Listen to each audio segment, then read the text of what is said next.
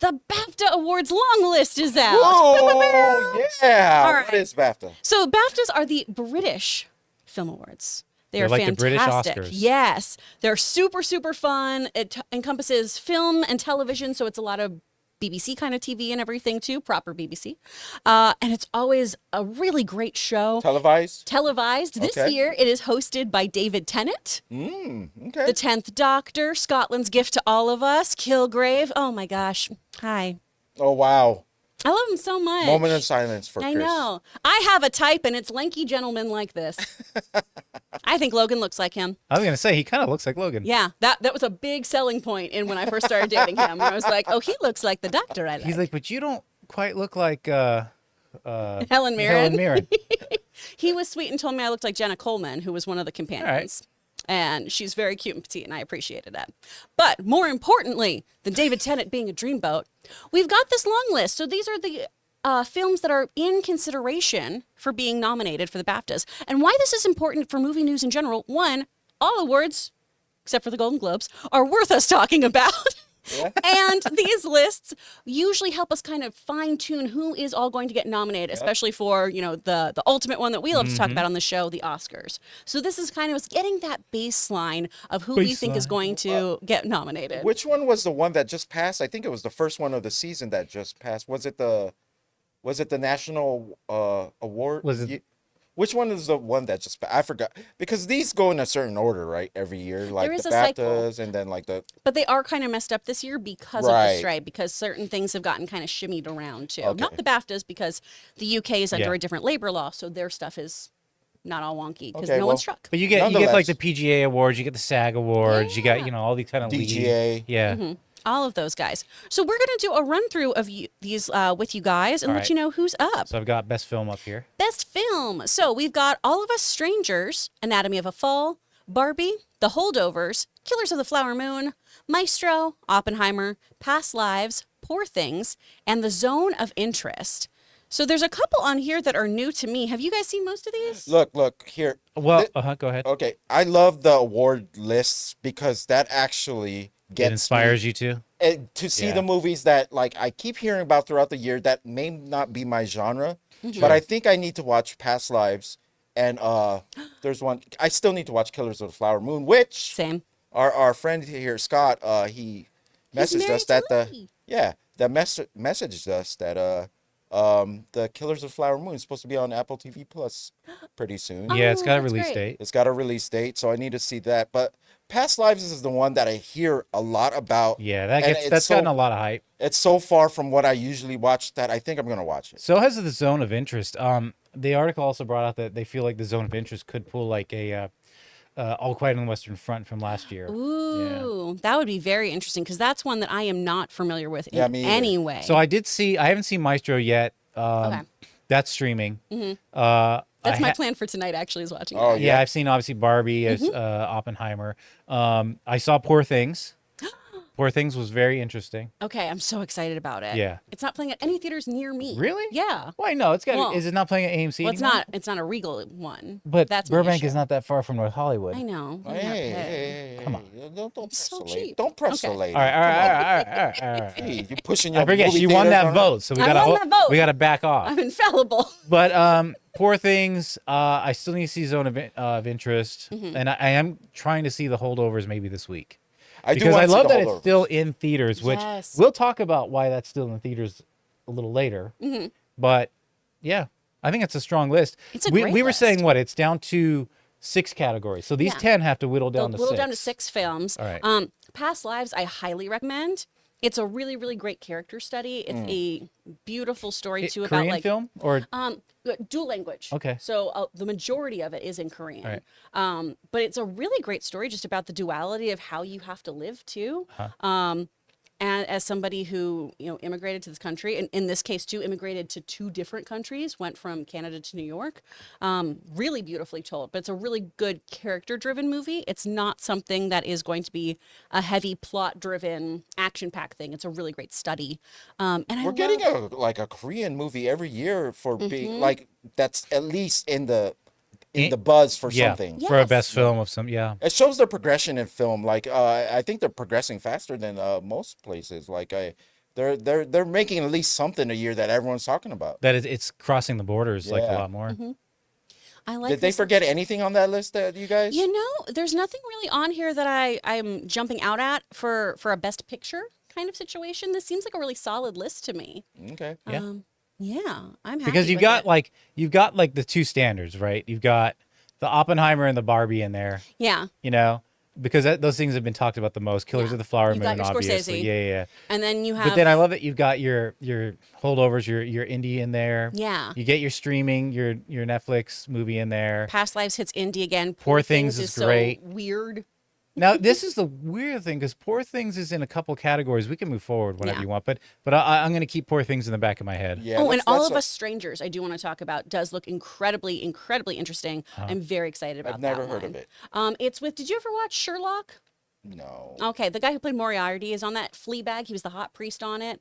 He's the lead in this, and it looks like it's going to be a very emotional film Okay. of being able to connect with his parents who have passed and getting to interact with them as an adult when they passed when he was a child. So is he talking to ghosts or something? That's what it looks it's like. kind of hard to glean from the trailer. Oh, If okay. it's like he has the opportunity, if this is in his head. I'm excited to see it though. I've tried to make a point to read as little as possible about it after I saw that initial trailer because I want to go in and just take Yeah, it for because what they're it trying is. to keep it a mystery, obviously. But Yeah. From the trailer. And Okay. the other actor in it too, who's the other co-lead, Paul Mescal, obviously has been blowing up.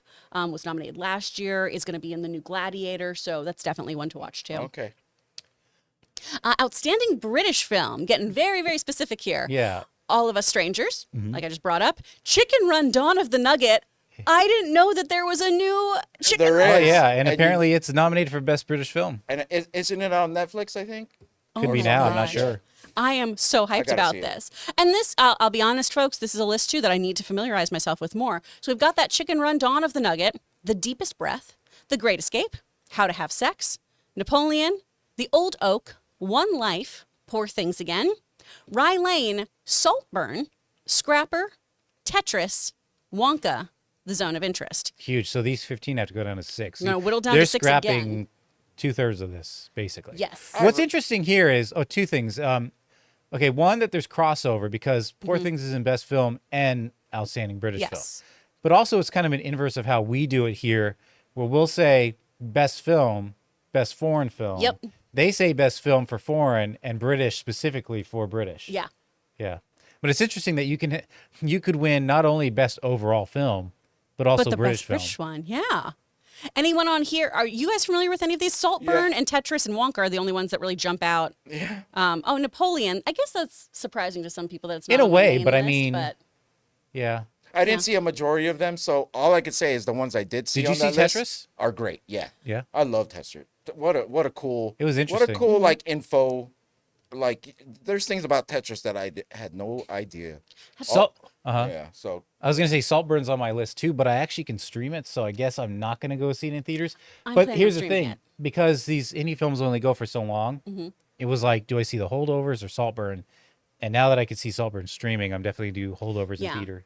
well, and holdovers, I feel like I have a better shot at enjoying. Yeah. Saltburn was pitched to me by everyone, including our dear sweet baby Taylor Gonzalez, who was like, "Okay, it's Call Me by Your Name meets Talented Mr. Ripley, and I don't think I liked it, but I can't stop thinking about it." Yeah.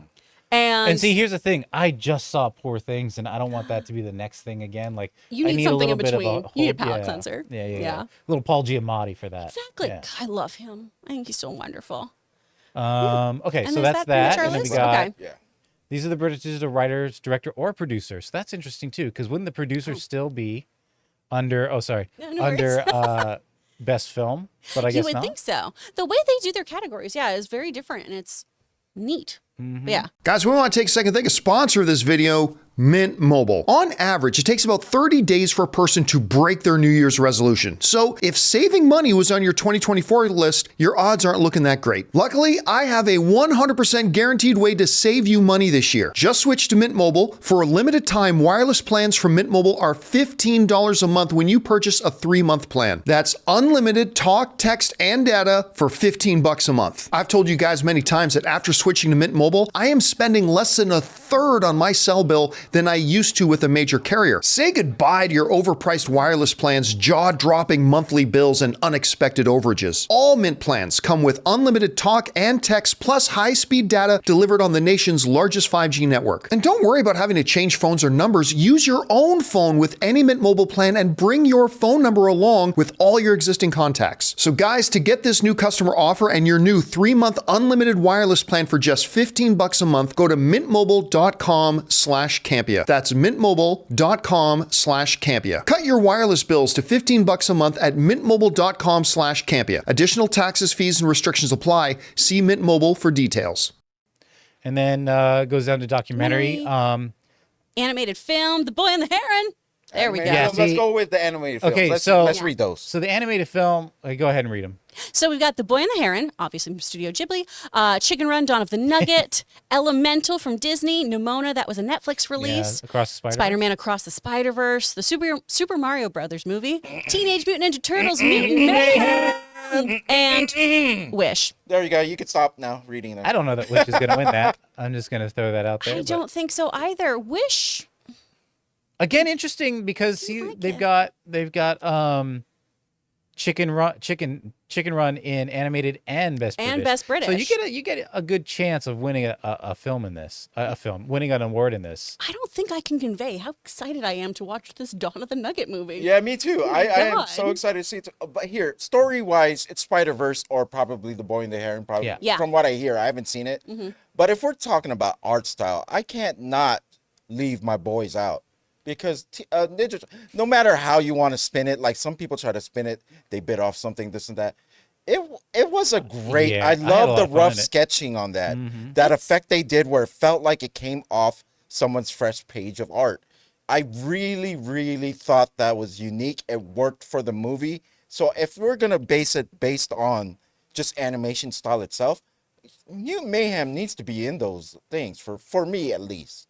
But story wise, it's got to be Spider-Verse or. I would think it's probably Spider-Verse.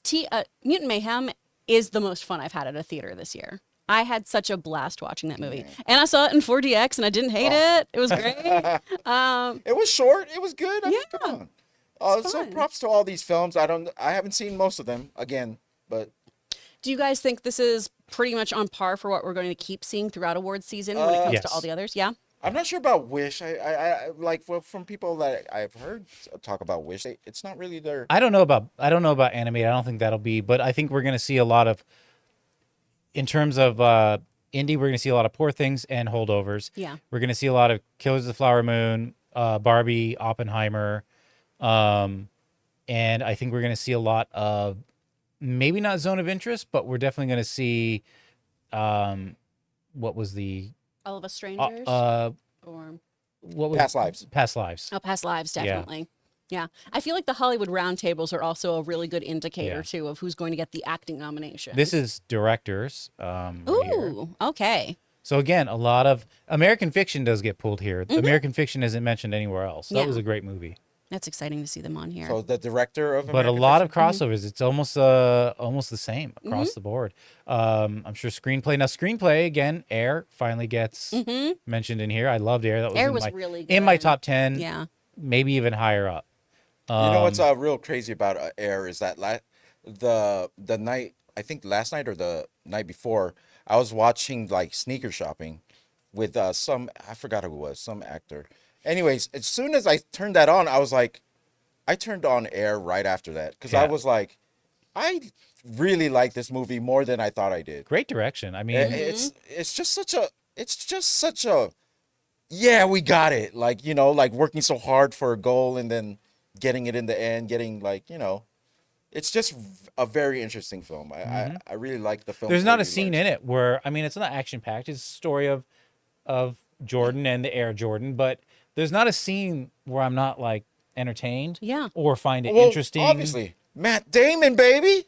Yeah, but he wasn't even a freaking standout Damon. for me. I mean, he did what Matt How dare Damon you. does, which is great. But for me, the standouts were actually oh my gosh, why am I going? Jason Bateman? Jason Bateman, and for as small of a role as it The was, sneaker guy, the designer. well, he was great. But was as for as great. I small of loved a him. role as it was, Wayne's, Oh, Marlon. yeah. He had a Marlon's very great. pivotal moment in Matt Damon's character's like decision. Yeah. And I thought he killed that scene. Well, and that whole story, is so well done. Yeah. And it could have been so over the top and heavy handed. And he handled it so well, just casually having his drink, talking about Martin Luther King. Like I said, that's why I could never create a top 10 for this past year. It's just so hard for me to figure out what goes in there. Good year. Yeah. Yeah, for movies. 2023 was good for movies. So before we move on, we should go over at least our leading actress and leading actor. And then For we sure. could go on. So here's leading actress. So we've got Annette Bening for Naiad, Carey Mulligan for Maestro, Emma Stone for Poor Things, Fantasia Barrino for The Color Purple, which has been doing very well at the box office. Haven't seen it yet. But Me yeah. neither. I need to get there. Greta Greta Lee Lee. for Past Lives, Lily Gladstone for Killers of the Flower Moon, Margot Robbie for Barbie, Mia McKenna Bruce for How to Have Sex, Sandra Huller for Anatomy of a Fall, and Vivian Opera from Rye Lane. I'm not going to say that Lily Gladstone wins it all because this is the long list and they got to whittle it down. But I think Lily Gladstone makes it to the top 6. Oh, absolutely. Emma Stone could actually. Emma win the whole Stone, I thing. think, will probably take this. She could win the whole thing. From what I've heard about Poor Things, that she's just incredible in it. So I would love that. And then I we love got her. our leading actors. For actors, we've got Andrew Scott, All of Us Strangers, Barry Keoghan from Saltburn, Bradley Cooper from Maestro, Cillian Murphy from Oppenheimer, Coleman Domingo from Rustin. Hearing huge, great things about this film, particularly his performance. George McKay for Femme, Jeffrey Wright for American Fiction, Leonardo DiCaprio for Killers of the Flower Moon, Paul Giamatti for The Holdovers, and Tao Yu from Past Lives. What are we thinking? I can't say it. Ooh. I bet you. I'm thinking DiCaprio makes it to the final 6. I He'll think make it. Giamatti He'll make it. and Giamatti will make TOU. it. Cillian. Killian, I think. Coleman Domingo has had a big push. I could see that I happen. would And maybe like to see Bradley Giamatti Cooper. win it, though. Giamatti, I would like that guy. It's hard but to I say. haven't seen There the could- movie, so I can't really There judge. could be some dark horses on that list. Yeah. I mean, I'd say the favorite is probably Cillian Yeah. to win it. Really? This is the BAFTAs after all. Oh, really? But Okay. and that's not necessarily my personal opinion. I just think he's the favorite, but that doesn't mean it couldn't be any of these. So. Yeah. Or Andrew Scott could take it too. He's a BAFTA darling as well. So we could see that. Yeah. Yeah. Guys, let us know what you think about all these folks who are on the long list for the BAFTAs. Do you think this is a great way to predict who is going to be in the running all of award season? Are there people on here you disagree with? People you think you should be on here? Films that are missing? You let us know your thoughts. Hey guys, thanks so much for watching this video. Make sure you like the video, leave a comment, and subscribe to our channel. And don't forget, we have a daily podcast called the John Campea Show podcast, available on Apple Podcasts, Spotify, or your favorite podcasting app of choice. Go and subscribe to it today so it'll be there when you need it.